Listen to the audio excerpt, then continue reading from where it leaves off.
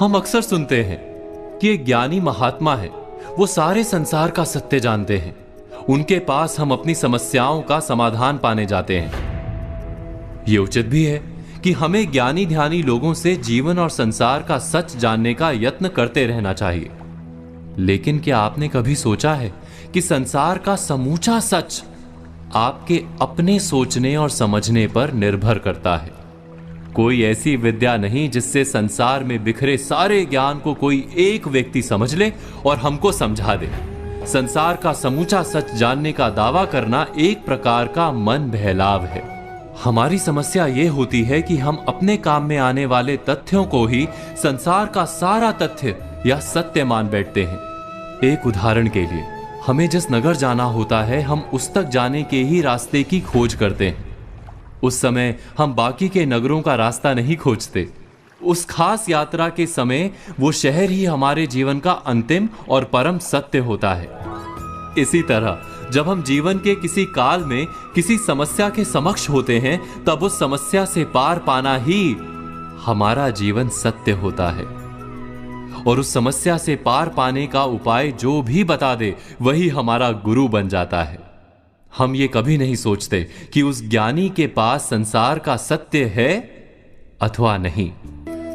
इस संसार के सत्य को समझने के लिए हम आपको एक कहानी सुनाते हैं।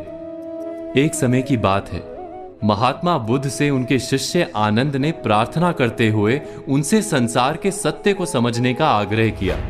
भगवान बुद्ध कुछ देर मौन रहे। वो सब उस समय जिस इमली के पेड़ के नीचे बैठे थे, उसकी डालियां बहुत नीचे तक, लगभग भूमि तक आ रही थी। वो पेड़ महाविशाल और घना था। आनंद उत्तर की प्रतीक्षा में मौन रहे।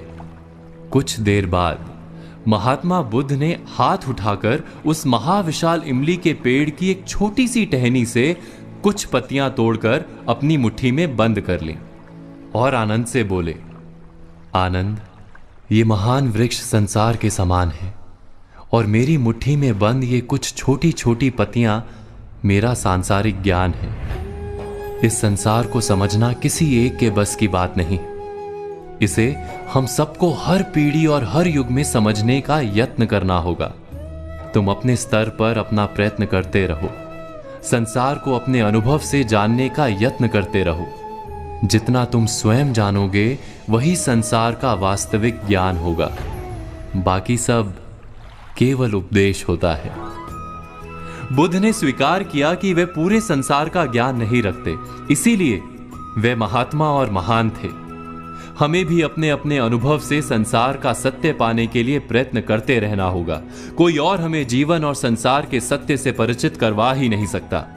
हां, हमें भुलावा देकर भटका अवश्य सकता है। इस पर विचार, मनन और चिंतन अवश्य कीजिएगा।